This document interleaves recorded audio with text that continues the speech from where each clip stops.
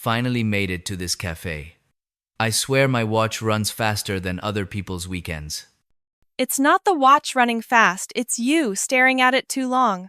On a weekend, your face looks like a Monday morning. Caught me, huh? What about you? You look way too awake for a weekend morning. I woke up early. Not to go jogging or do anything impressive, just my cat decided the weekend is the perfect time to practice opera singing. Ah, cats. The only creatures that can ruin your sleep and still make humans apologize to them first. Exactly. What about you? How do your weekends usually start? I make grand plans on Friday night. Saturday I'll wake up early, read a book, exercise, clean the house, cook something healthy. Sounds familiar. And then Saturday morning I wake up at 10, scroll through old messages, exercise by rolling over in bed, clean the house in my imagination, and eat a sandwich with whatever I find in the fridge. At least you're honest with yourself. That's a form of personal growth. What about you? Is your daily routine more organized? Depends on the day. On good days, I wake up early, drink coffee, feel like a proper adult. On bad days, I wake up early, to worry about nothing, then drink double the coffee. Coffee is the glue holding modern society together. And the reason we're sitting here. So, what do you usually do after waking up? I check my phone. Not because there are important messages, but to make sure the world hasn't collapsed while I was asleep. How did it go? The world is fine. Just my phone battery isn't. A half victory. I usually open the window first, to see if the weather supports my mood today. And if it doesn't? Then I blame the weather. Very convenient. I should learn that. I usually blame myself. Not very effective. So, what about your evenings? Do you have any habits? I tell myself I'll go to bed early. Then I watch just one more video. The video has a cat. Or someone cooking at midnight. The internet knows exactly where we're weak. What about you? I like to read a book before bed, but usually I read 3 pages and then think about decisions I made at 16. Ah, the Why Did I Say That collection. Right. A collection that's never complete. Sounds like your life is pretty normal. I think that's a good thing. Life doesn't always need to be as dramatic as in the movies. I agree. But I still like these weekend conversations. They add a little spice to everyday routines. The spice here is coffee and light complaining. The perfect recipe. Hey, if you had to describe your current life in one sentence, what would you say? It's okay, but it needs one more day off. What about you? Trying to slow down, but the Wi-Fi is too fast. Very modern. Take another sip of coffee, the weekend is still long. I hope so. At least longer than my to-do list.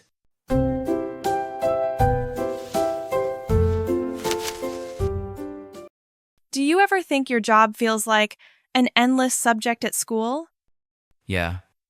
And one with no summer break. Just mental health days. Sounds familiar.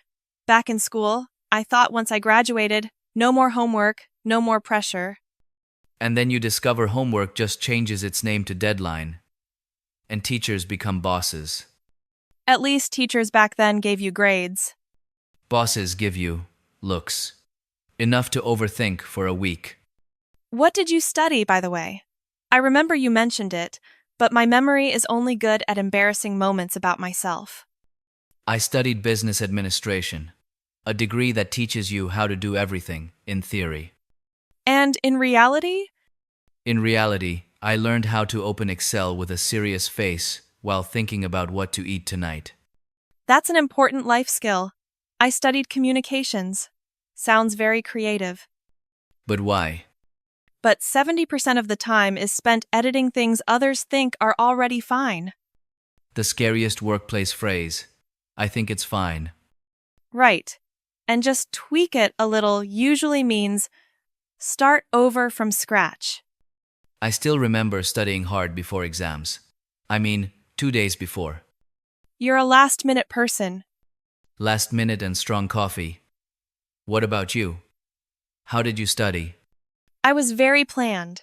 I wrote the plan on paper, then didn't follow it. But writing it down is already progress. True. At least in spirit. Grades not so sure. Do you like your current job? Some days, yes. Some days I want to quit everything and open a bakery, disappearing from social media. Sounds like a generational dream. What about you? How's your job? I don't hate it.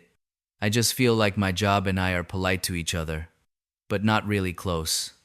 Typical workplace relationship. I go to work, do the work, go home. Everything flows very steadily. Sometimes too steadily. I get it. Some days I wonder, am I moving forward or just really good at repeating? That question usually hits at what time in the morning? Around 2 a.m., when the brain decides to become a philosopher. My brain becomes a critic. It replays every little mistake I've made at work. But you keep going, right? Yeah, because bills don't care about my feelings. Brutal reality, but very honest. Have you ever thought about learning something new? Yes, I save a lot of online courses. And what have you learned from them? How to save courses. I'm very skilled at that. Same here. We're collectors of potential knowledge. But I think, anyway, we're still learning every day. From work, from mistakes, from saying yes when we wanted to say no. I like how you put it. It sounds gentler than calling it growing up. Growing up sounds exhausting. Learning is easier to accept. If you could go back to school days, would you change anything? Yes. I'd worry less about becoming someone great too quickly. I'd go to bed earlier before exams. Or at least, not watch cooking videos at midnight. But without those things, maybe you wouldn't be sitting here, drinking coffee, talking about them. True. Maybe all the detours lead to this weekend cafe. Sounds very poetic for a conversation about work. Coffee makes everything sound more meaningful. Have another sip. We haven't solved our careers yet. No rush. At least today, we're talking about it in a relaxed way. Yeah, that's right.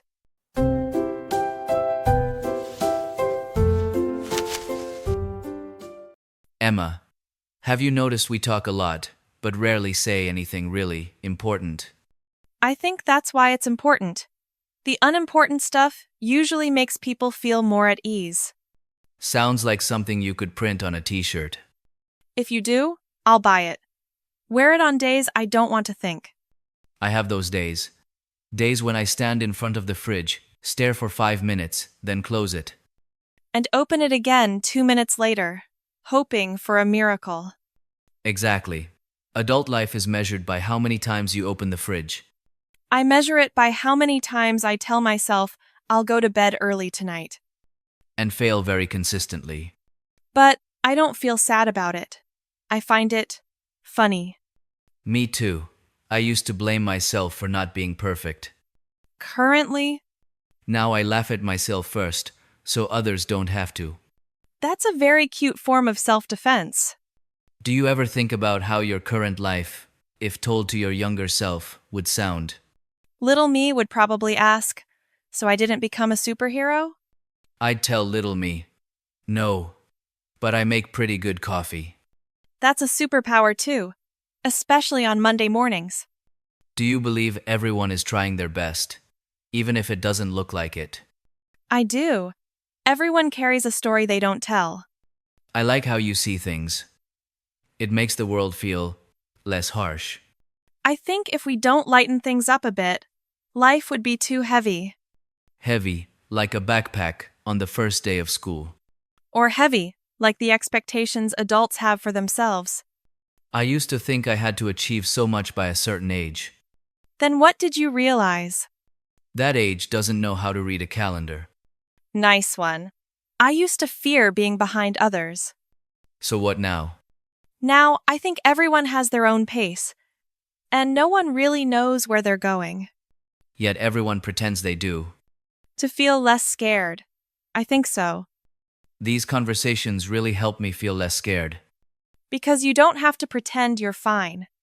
Yeah. Just be myself. Drink coffee. Say silly things. But those silly things make today more bearable. If life were a movie, I think the best scenes aren't the climaxes. They're the ones where characters just sit and chat nonsense in a cafe. No dramatic music, just the sound of cups on the table. And the feeling that you're not alone. Emma, if we had to send a message to someone watching our story, I'd say, if today you feel like you haven't done anything big, it's okay. and I'd say, as long as you're still trying, even slowly, you're still moving. Sounds like we're making inspirational content now. But it doesn't have to be perfect, just real. Like this conversation. Yeah, an ordinary weekend, in an ordinary cafe. But enough to remember. So, next time, same place? Of course, it's the weekend. The coffee's still here. And there are plenty more unimportant stories left. Then see you next weekend. See you.